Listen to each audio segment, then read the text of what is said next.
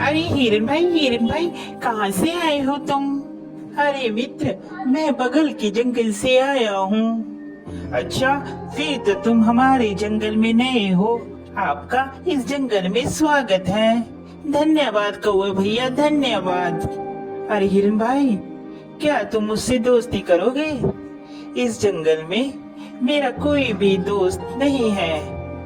क्यों नहीं कौवे भैया, मैं आपसे जरूर दोस्ती करूंगा।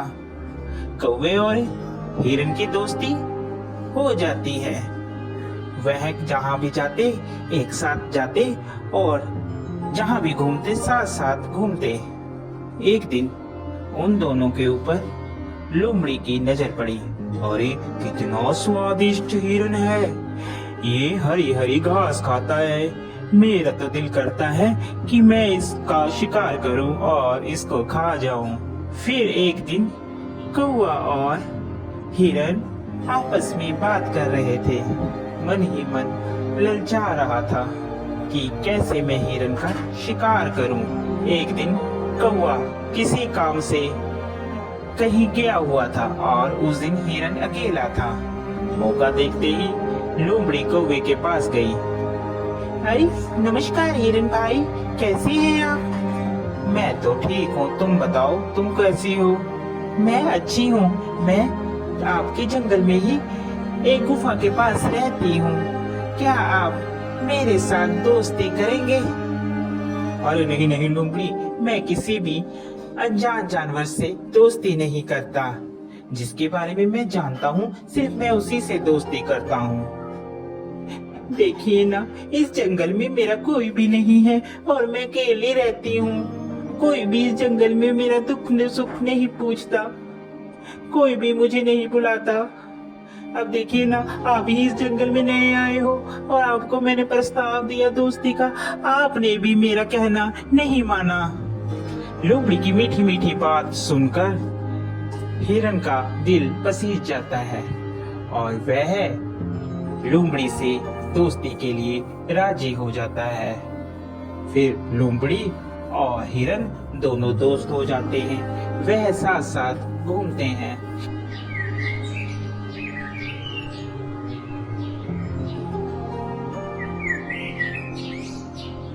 अभी हिरन मित्र, एक बात बोलूं, मुझे जंगल में एक जगह मालूम है जहाँ पर बहुत सारा तुम्हारे लिए खाना है। वहाँ पर तुम जी भरकर और पेट भरकर खाना खाना, वहाँ पर कोई भी रोक टोक नहीं है। लोमड़ी की बात सुनकर हिरन बहुत खुश हुआ और कहने लगा, ठीक है भाई, हम लोग चलते हैं खाने के लिए।